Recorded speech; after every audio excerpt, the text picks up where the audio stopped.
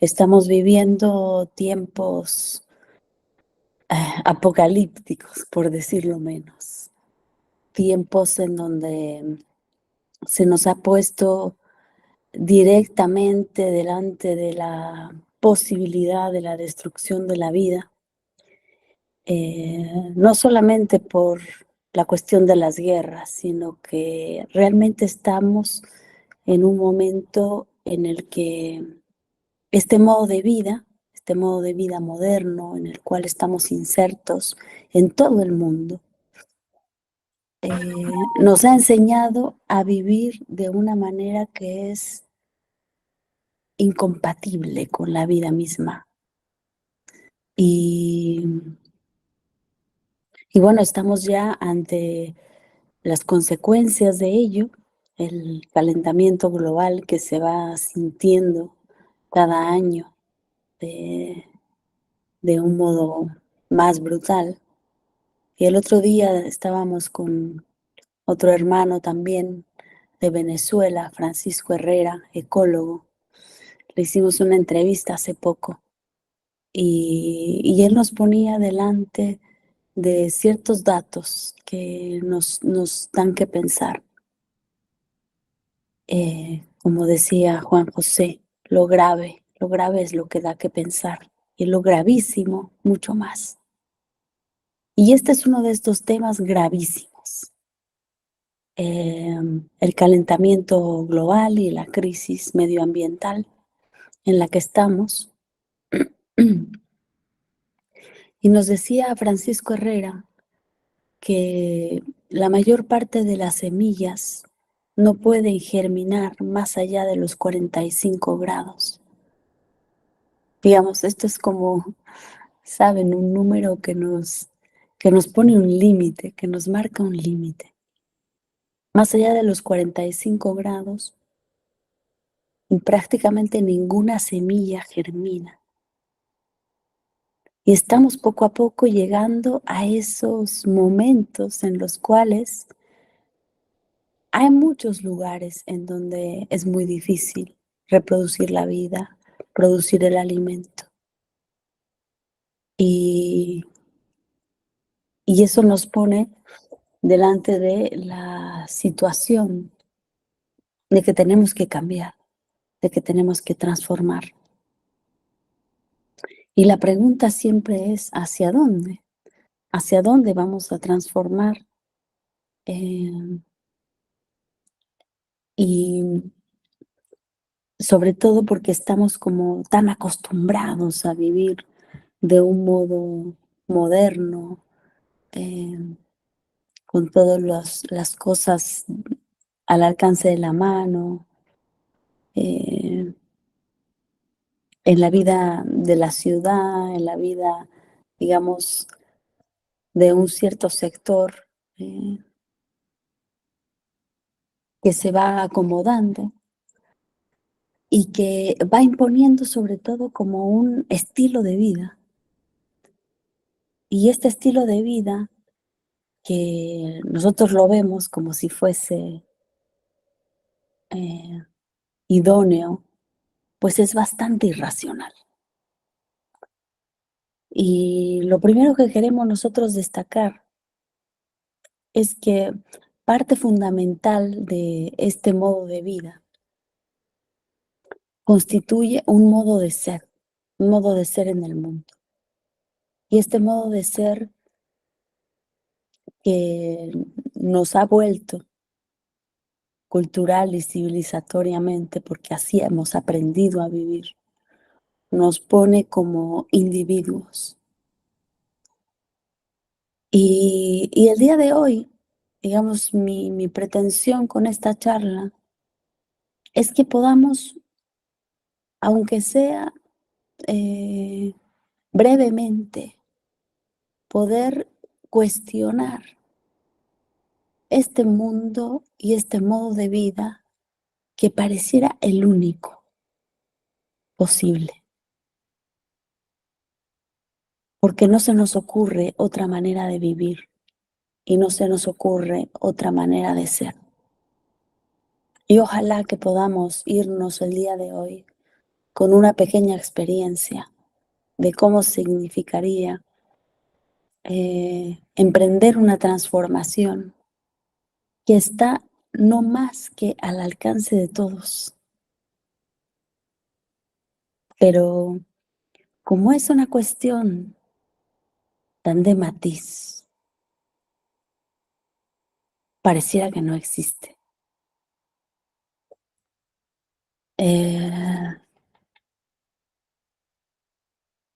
en general nacemos, crecemos y morimos, la mayor parte de la humanidad, al interior del mundo moderno. Y no exageramos si decimos que así como vimos alguna vez en esta película, que yo creo que los que son de mi generación me van a entender, la Matrix, que implicaba justamente como un mundo creado, ah,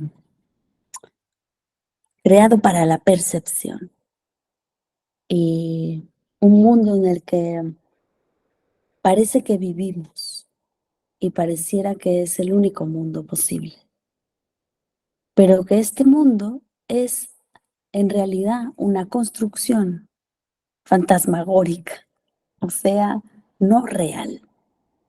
Es un mundo de apariencias. Y el mundo de la modernidad es un mundo de apariencias.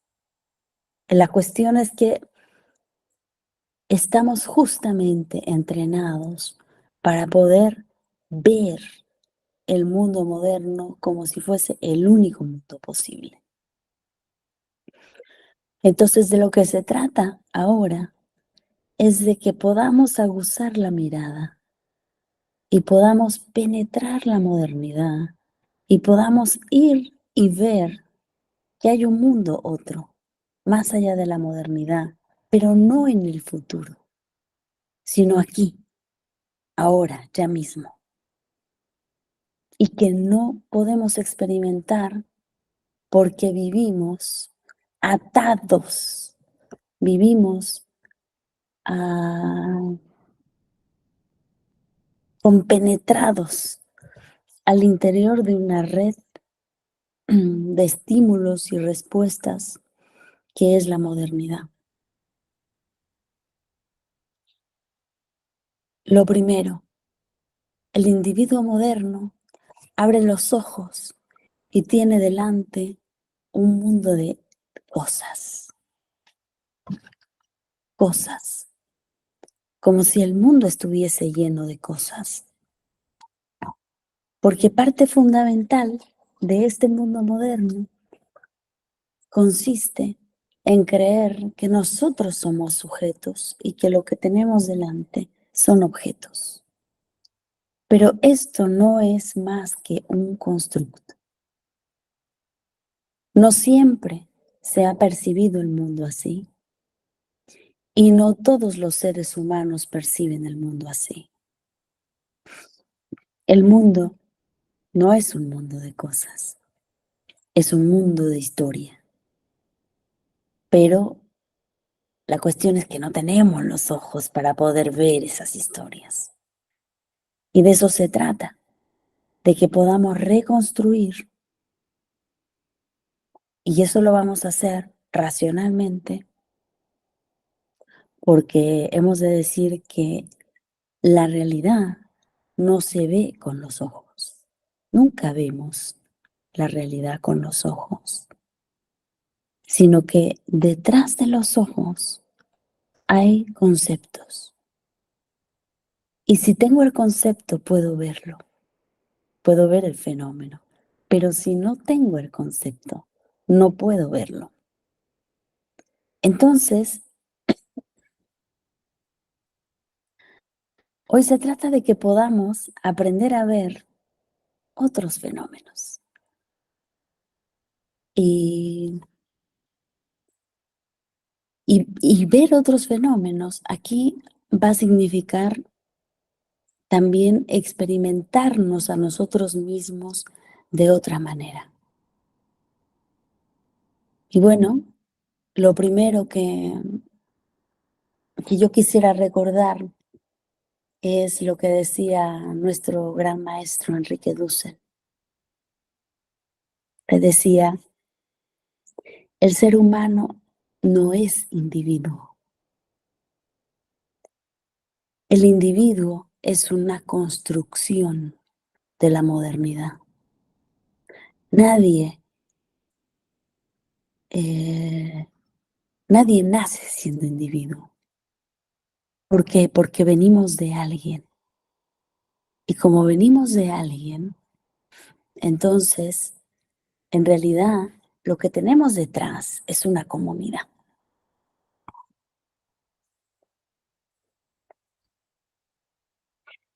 Pero la modernidad siempre nos ha dicho que somos individuos y toda la construcción de toda la filosofía política moderna que ustedes pueden revisar va a partir siempre de la idea individual.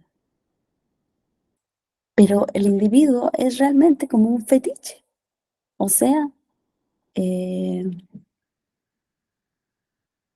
una construcción no real, una construcción que después, ¿no? O sea, el ser humano viene de una comunidad previa, ¿no? Se necesita una comunidad previa para que surja cada uno de nosotros. Y tenemos detrás millones y millones de ancestros que son los que han hecho posible que el día de hoy estemos aquí. Y sin embargo, la modernidad, cuando empieza a pensar su sistema político, cuando empieza a pensar sus instituciones, todo lo piensa siempre desde el individuo. Entonces tiene una manera de acercarse a la realidad, pero de manera falsa, es decir, no se acerca con el contenido de lo real, sino que se acerca con una construcción que ha hecho artificialmente, que es el individuo, y a partir de ahí empieza a sacar un montón de conclusiones. Pero aquí de lo que se trata entonces es que partamos efectivamente de lo real. Y lo real es la comunidad. Es decir, somos en sentido estricto comunidad. Y comunidad es no solamente una comunidad humana, sino es una comunidad de vida, porque implica interacción, implica una relación, dice Carlos Marx, una relación metabólica con la naturaleza. Nosotros solamente podemos comer naturaleza. Y cuando no comemos naturaleza, ahí empiezan los problemas. Entonces, de lo que se trata es de que volvamos a pensarnos y volvamos a reconstruir la política, pero a partir de lo que somos, a partir de este contenido real que viene de muy atrás. Y decía también Enrique Dussel, tenemos 3.500 millones de años de estar vivos. En realidad, si nos tomamos en serio, la vida es una y la vida ha vivido de manera ininterrumpida durante los últimos 3.500 millones de años. Entonces, hemos ido atravesando como por un gran canal de vida en donde efectivamente los singulares tenemos un breve espacio ahí, ¿no? Un breve momento, un breve instante. Pero la vida sigue su curso y la vida vive a través de nosotros. De manera que cuando nosotros pensemos, tenemos que partir de esta realidad que somos. Decía Enrique Dussel, la racionalidad humana es una astucia de la vida. No tenemos grandes garras, grandes dientes, espinas o tenemos con qué defendernos en el mundo, más que la razón. La razón fue la manera en la que el ser humano desarrolló un modo de vida. Entonces la razón es una mediación de la vida, es una astucia de la vida. ¿Para poder qué? Para poder reproducirla, para poder llevarla a un nuevo nivel. Pero entonces esto significa que la razón, cuando realmente se la toma en su sentido más acabado, en su sentido más desarrollado, está al servicio de la vida. Es una racionalidad de la vida. El problema es que la racionalidad durante la modernidad se utilizó como una racionalidad instrumental, es decir, no fue al servicio, sino que fue más bien una racionalidad que se puso al servicio del individuo, de esta creación fetichista de la que hablábamos. Y cuando se pone la racionalidad en función del individuo, entonces, ¿qué pasa? Que el individuo convierte a todo lo que tiene a su alrededor en objeto, o sea, en cosa, en mediación para sí mismo. Él es como el gran sujeto, como el rey, ¿no? Y todos los demás, todo lo que está a su alrededor está a su disposición. Entonces, cuando estamos en una sociedad en la que todos se ven a sí mismos como individuos, se reproduce automáticamente una relación de cosificación mutua. Es decir, yo busco mi propio interés, el otro busca su propio interés, y en la medida en que el otro busca su propio interés, me puede cosificar a mí, pero yo también puedo cosificar al otro. Entonces, en una relación de plena cosificación, pues no hay en realidad ningún sujeto, no hay relaciones verdaderamente humanas, no hay relaciones de reciprocidad, sino que hay relaciones de cosificación. Esa es la sociedad moderna. Y esa es la sociedad en la que en general nos movemos. Entonces, de lo que se trata es que podamos salir de eso, que podamos efectivamente construir relaciones de reconocimiento mutuo, relaciones verdaderamente humanas, pero para poder recuperar esas relaciones verdaderamente humanas, tenemos también que recuperar una relación fundamental, que es la relación con la naturaleza. La relación con la naturaleza determina la manera en cómo nos relacionamos entre nosotros. Si la naturaleza para mí es objeto, es cosa, yo me vuelvo un propietario. Eso es un propietario privado. Y eso es un burgués. Es decir, si yo me relaciono con la naturaleza como objeto, yo asumo y reproduzco una subjetividad burguesa. No importa si tengo dinero o no tengo dinero. No importa si realmente soy un burgués logrado o un burgués frustrado. Pero al fin yo reproduzco esa subjetividad. Y es aquí lo fundamental.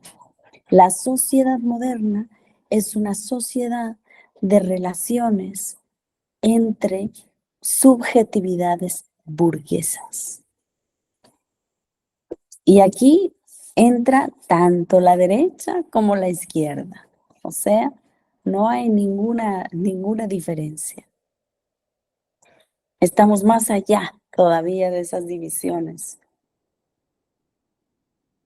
Pero, ¿qué pasa si yo me relaciono con la naturaleza en términos de sujeto? Es decir, si yo establezco una relación con la naturaleza como madre, como madre naturaleza. Y esto es algo que han hecho los pueblos originarios de todos los continentes, no solamente de Abya Yala, sino que en todos los continentes había la experiencia de la madre naturaleza, y por eso se dice en muchos idiomas, en muchas lenguas.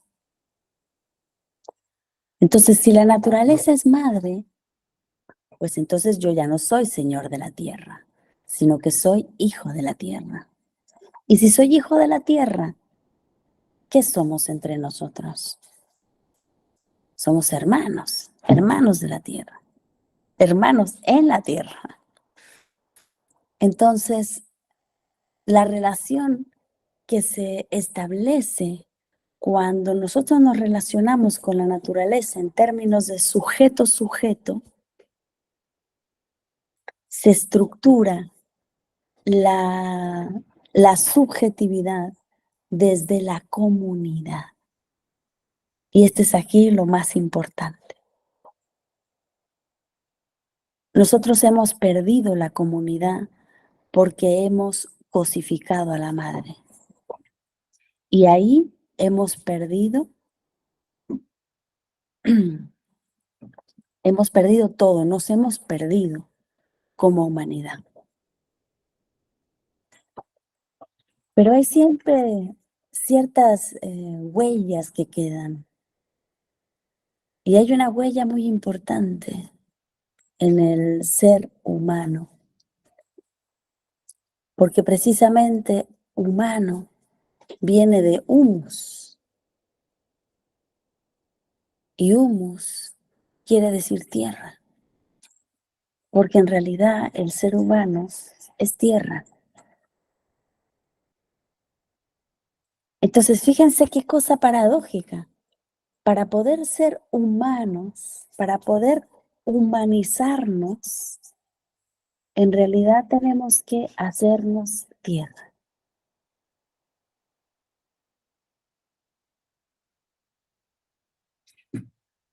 Y es curioso porque la modernidad se quiso siempre separar de la naturaleza, ¿no? Hasta el Che Guevara tiene una carta terrible, que por ahí deja a sus hijos diciendo, no se olviden de aprender la ciencia para aprender a dominar la naturaleza. Como si la naturaleza tuviese que ser dominada, como si fuese un enemigo.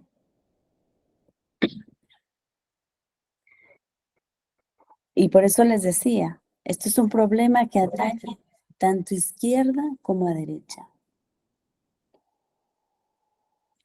Y por eso la transformación que nosotros tenemos que pensar, sobre todo desde Abya Yala, tiene que trascender estas distinciones, que no nos sirven mucho para pensar, que no nos sirven mucho para transformar lo realmente radical.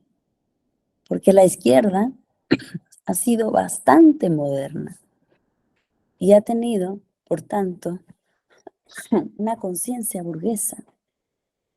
Ha creído en el mito de la ciencia y tenemos que desandar el camino de la modernidad, pero a un nivel mucho más radical. Ahora, esto no lo vamos a hacer de la noche a la mañana. Esto lo vamos a hacer a través de un proceso. Y por eso es que estamos aquí en formación política. Porque tenemos que tener claro, por una parte, cuál es el horizonte de transformación. O sea, el horizonte más radical que nos tiene que guiar en nuestras prácticas cotidianas. Pero después de eso, también tenemos que ser capaces de responder a las coyunturas. Tenemos que ser capaces de ganar elecciones. Tenemos que ser capaces de hacer programas políticos que tengan también un cauce y una realidad.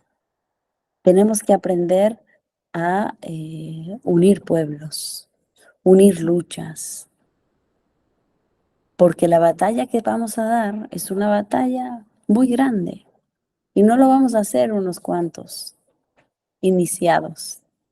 Tenemos que ir llegando cada vez más y tenemos que ir conjuntando batallas.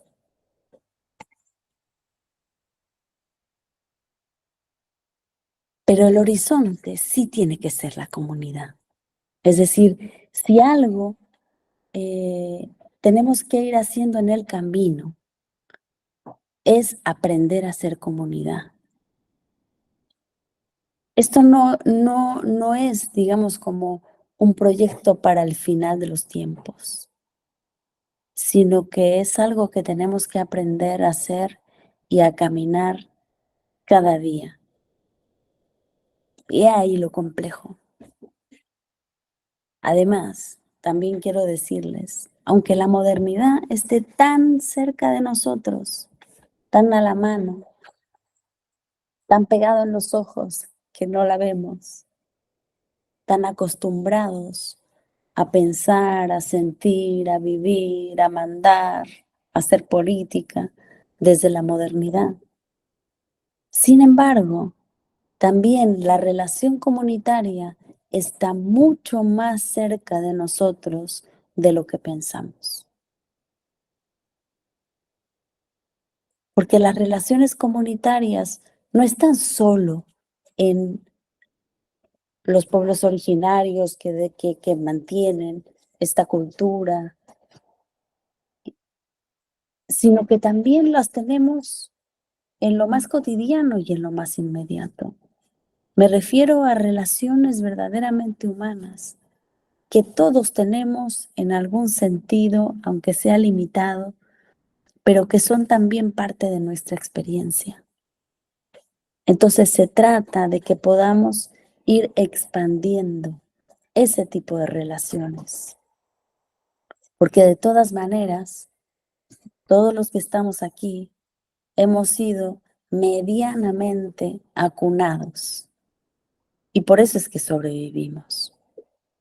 Ustedes saben que se han hecho estudios en niños y un niño que no es tocado, un niño que no es mecido, que no es movido, su cerebro no puede realmente desarrollarse como humano.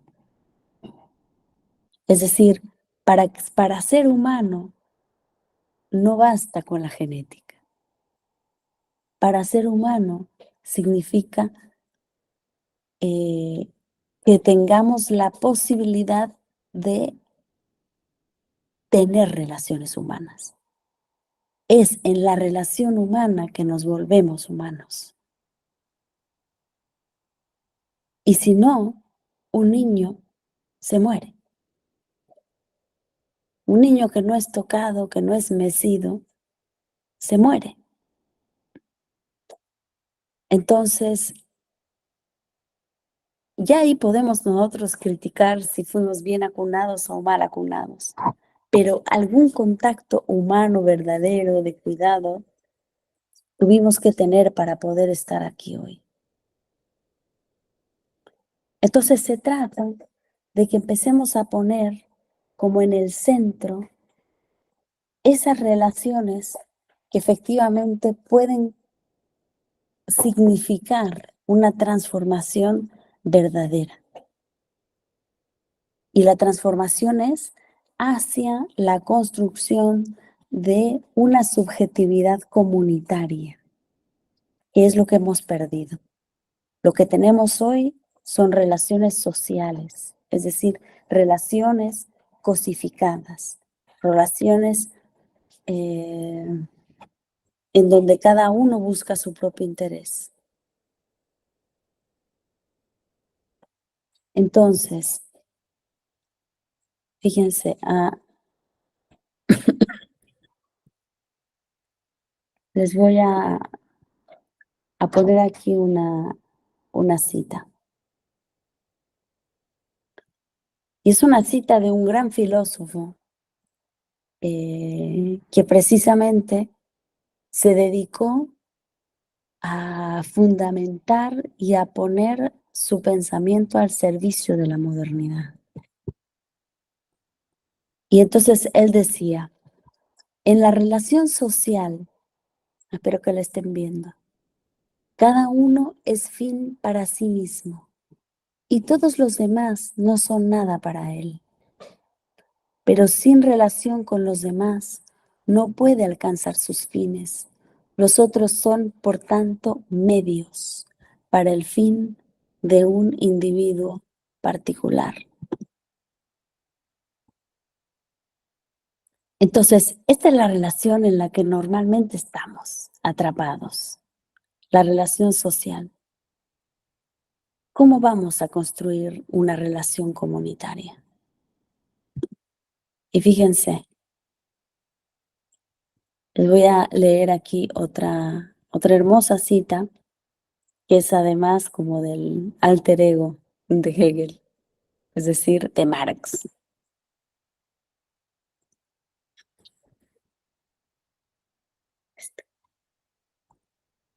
Dice así, esta es una cita de un texto de Juventud de Marx, y dice, por cuanto el verdadero ser comunitario es la esencia humana, los seres humanos, al poner en acción su esencia, crean, producen la comunidad humana. Supongamos que hubiéramos producido en tanto que seres humanos. Cada uno de nosotros habría firmado doblemente en su producción tanto al otro como a sí mismo. O sea, imaginémonos que estamos produciendo como seres humanos. Y aquí se trata de producir productos para la vida, pero también en la producción hay una reproducción de la subjetividad, hay una reproducción de la vida del ser humano. Y dice, yo habría objetivado mi individualidad y su peculiaridad en mi producción, en tu goce, en el consumo de mi producto. Yo habría gozado de manera inmediata, tanto en la conciencia de haber satisfecho una necesidad humana con mi trabajo, como la conciencia de haber objetivado la esencia humana, de haber proporcionado así el objeto correspondiente a la necesidad de otro ser humano, de haber sido para ti el mediador entre tú y la comunidad, de haber estado por tanto en tu experiencia y tu conciencia como un complemento de tu propia esencia y como una parte necesaria de ti mismo. Es decir, de haberme confirmado tanto en tu pensamiento como en tu amor, de haber creado tu expresión vital individual en la mía propia, de haber por tanto confirmado y realizado inmediatamente en mi actividad individual mi verdadera esencia, mi esencia humana. Entonces, la esencia humana, ¿no? Comunitaria, se goza precisamente y se logra precisamente cuando se pone al servicio. Es decir, cuando no soy un sujeto que estoy en el centro del mundo, sino más bien como soy un sujeto que estoy volcado hacia afuera en mi actividad, en mi deseo, en mi voluntad.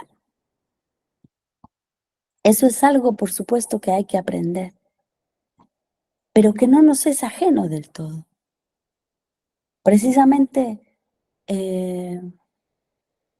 volviendo a la relación entre madre e hijo, la madre tiene que tener esta relación en donde ella no es el centro de todo, sino que ella se pone al servicio. Ahí tenemos una verdadera relación humana, el, el, el, la semilla como originaria de la humanidad. La madre tiene que tener esta subjetividad para poder sostener la vida, que después puede tener sus propios problemas y su propia modernidad, pero en el centro, digamos, de su actividad, tiene que haber esa relación altruista, porque el hijo no es que le da algo en el sentido de que le va a pagar todas sus atenciones, sus cuidados. No, es una relación, digamos, eh, desinteresada.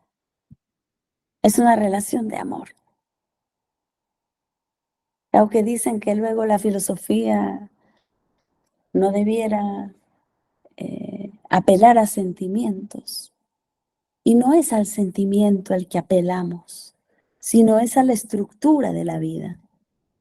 Para que se pueda dar la reproducción de la vida, tiene que haber ese cuidado y esa capacidad de donarse, de darse.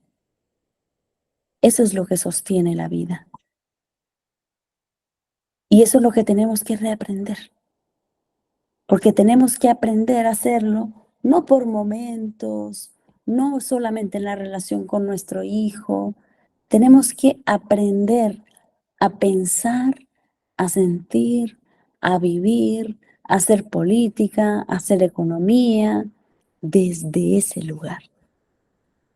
Y eso es lo que no sabemos, porque en general, y es ahí cuando empieza a operar la modernidad, la política la hacemos desde la subjetividad moderna, es decir, desde el propio interés. O sea, qué sé yo, tengo un problema y entonces me reúno para resolverlo, pero porque el problema lo tengo yo y quiero satisfacer mi problema, ¿no?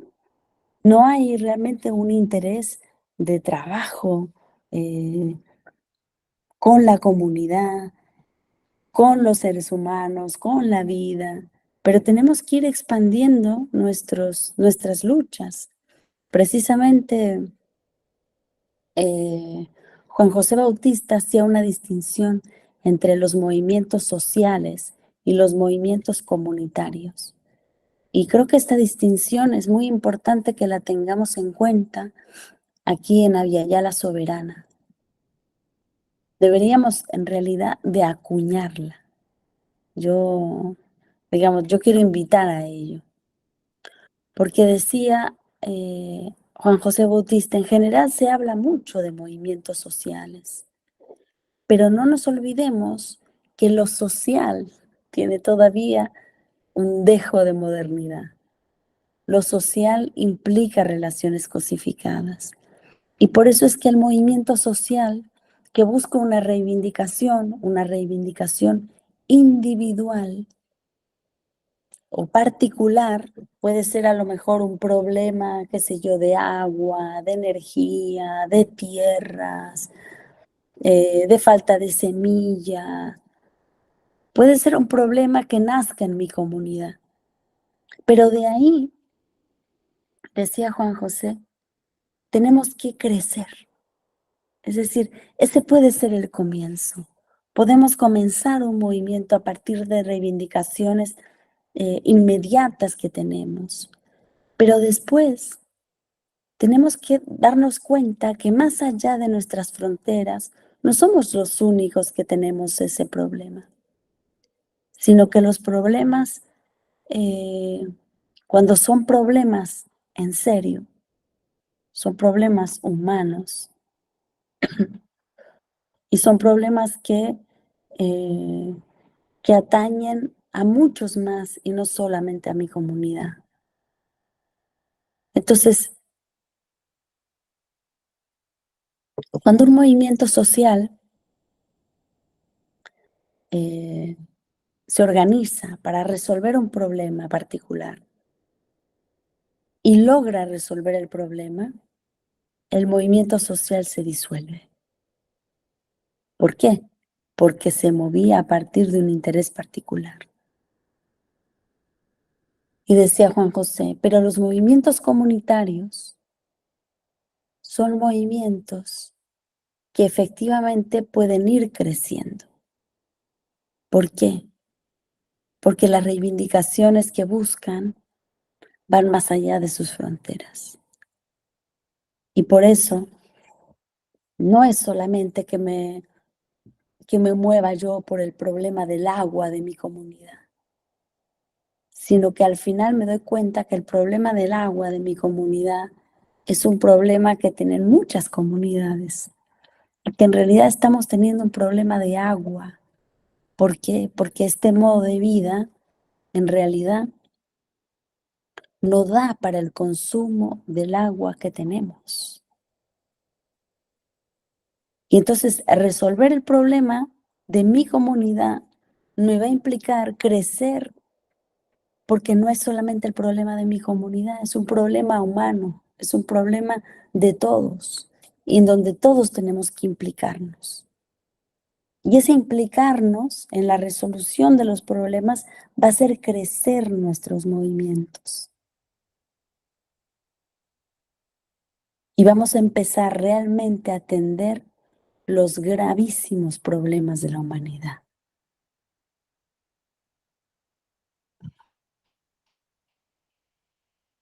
Uno de los problemas más importantes que tenemos es que cada uno se preocupa de su pequeña vidita, de su pequeño círculo, de su pequeño grupo. Y necesitamos precisamente como expandir nuestra conciencia y realmente atender a eso que decíamos al principio sobre que la racionalidad es una astucia de la vida. O sea, la racionalidad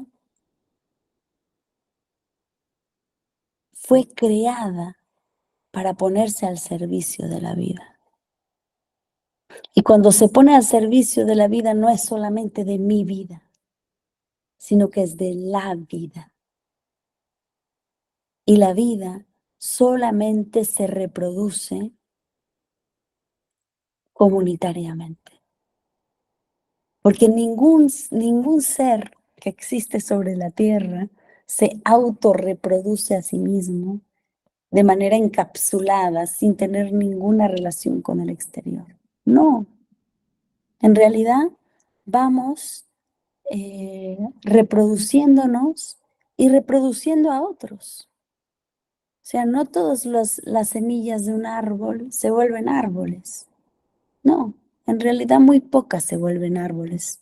La gran mayoría son alimento, alimento para otras especies. Y bueno, y en el límite, cuando pasamos a otro plano, cuando trascendemos, toda nuestra corporalidad se vuelve alimento, alimento para todos los demás. Entonces, hacer crecer la conciencia implica ir abarcando este nosotros que somos, porque somos un nosotros, no somos un yo, somos un nosotros. Y tenemos que irnos dando cuenta de manera cada vez más radical de esta gran verdad, porque todos los problemas que tenemos en esta civilización son porque hemos perdido ese horizonte de comunidad. Es porque cada uno se ve a sí mismo como individuo y vamos queriendo resolver cada uno nuestro problema, pero dando como codazos a todos los demás, sin darnos cuenta que En realidad tenemos que resolver el problema de todos y ahí tenemos que conjuntar esfuerzos, voluntades, y conjuntando voluntades tendremos pues mayor poder, mayor fuerza, mayor capacidad de ejecución, mayor factibilidad. Entonces se trata de que hagamos crecer nuestra conciencia hacia la conciencia de nosotros, hacia una conciencia comunitaria. Y este es un trabajo, es un proceso que se va a ir, eh, que se va a ir dando, pero si emprendemos el camino de la comunidad, no se va a dar de manera automática, pero tenemos que empezar la marcha. Y esto que estamos haciendo el día de hoy es parte de empezar la marcha. O sea, de unirnos en un esfuerzo de formación política, de establecimiento de cuál es el horizonte, hacia dónde vamos a caminar. Tenemos que ir caminando, sea como sea, hacia la comunidad. Y esa comunidad la tenemos que ir produciendo en el camino.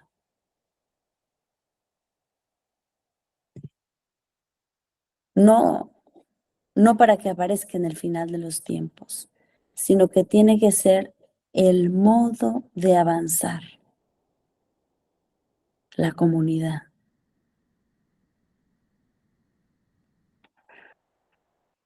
Entonces, si tuviéramos que definir de manera rápida, ¿no? ¿Cuál es el sentido de, de la modernidad? El sentido de la modernidad ha sido dividirnos, ha sido atomizarnos, ha sido ponernos uno contra otros. Y al final, estando unos contra otros, pues terminamos en una guerra de todos contra todos. Y ahora tenemos que hacer el camino al revés, el camino de conjuntar, el camino de dialogar. Pero dialogar no significa convencer al otro, no significa vencer al otro. Dialogar significa abrirme a la posibilidad de construir algo que no estaba en mí, sino que solamente podemos llegar cuando nos unimos todos. Es decir, el proyecto que tenemos que ir construyendo, que tiene que ser un proyecto político, no puede salir de la cabeza de nadie, porque tiene que salir del diálogo entre todos.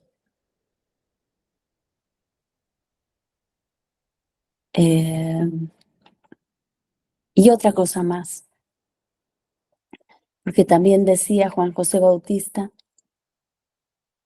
la comunidad, que no es solamente una comunidad humana, sino que es una comunidad de vida, tiene varios tipos de parientes. Está la madre, la Pachamama, pero también están los ancestros. Los ancestros son parte de la comunidad. Y los ancestros son la historia. Los ancestros son la memoria. Los ancestros son el sentido. Y nos dan precisamente ubicación, raíz, horizonte, camino. Si no tenemos memoria, no sabemos hacia dónde vamos. Entonces los ancestros van a ser muy importantes porque son los que dan realmente el peso y el sentido a las luchas que nosotros estamos haciendo. Precisamente nuestra virtual presidenta, Claudia Sheinbaum, nos decía el día que ha ganado la elección, ahí enfrente del Zócalo capitalino, delante del pueblo de México, decía, quiero nombrar aquí a muchas ancestras que han acompañado esta lucha y que están con nosotros el día de hoy. Y nombró a muchas mujeres que dieron su vida. Y esas mujeres están acompañando. Y esas mujeres son las que dan el sentido. Porque al final, aunque uno pudiera pensar que fracasaron en sus luchas, cuando nosotros en el Zócalo capitalino nombramos su nombre, las recordamos, les estamos haciendo saber que en realidad vencieron, que no fueron derrotadas, que han renacido en nosotros. Y eso no solamente que se hace justicia con la historia y se hace justicia con los caídos, sino que también nos llenamos de fuerza, nos llenamos de ajayo, nos llenamos de espíritu. Necesitamos convocar a los ancestros para tener fuerza en las luchas que vienen, para poder vencer en este siglo XXI esas luchas que vienen dándose desde hace mucho tiempo y que venimos a ganar hoy, finalmente, porque de eso es de lo que se trata, de que hoy podamos poner al día la historia. Estamos concluyendo un montón de procesos que antes quedaron inconclusos. Nuestras independencias, por ejemplo, en donde habíamos sacado al español de a pie y nos quedamos con el español en la cabeza. Ahora necesitamos realmente sacarnos al español de la cabeza y poner, en lugar del español en la cabeza, poner a la madre tierra en la cabeza. Porque necesitamos justo aprender a pensar ya no en un sentido humano. Tenemos que aprender a pensar desde lo que la Pachamama quiere para todos nosotros. Entonces, el crecimiento que se tiene que dar en nuestra conciencia, ¿ven? Es enorme. Y eso estamos llamados a hacer. Estamos llamados a hacer política desde ahí. Y por eso nos quedan siempre cortas las promesas de la izquierda. Pero también hay que caminar. Y hay que caminar por la izquierda. Pero sabiendo que nuestra lucha es mucho más profunda y mucho más radical. Pero tampoco podemos, en virtud de la radicalidad, echar por la borda el futuro inmediato. Tenemos que ganar elecciones, compañeros. Tenemos que dar las luchas en todos los sentidos. Pero no nos podemos volver una máquina de ganar elecciones, tampoco. Eso quedaría inconcluso. Por eso tenemos que pensar a largo plazo, a mediano plazo, a corto plazo, y eso es hacer política. Pero el horizonte sí lo tenemos que tener bien claro. Y el horizonte son nuestros pueblos originarios, que están no en el pasado, estuvieron en el pasado, pero están en el presente y van a estar en el futuro, porque son realmente los grandes guardianes de la sabiduría de la Pachamama. Y eso es lo que tenemos que recuperar.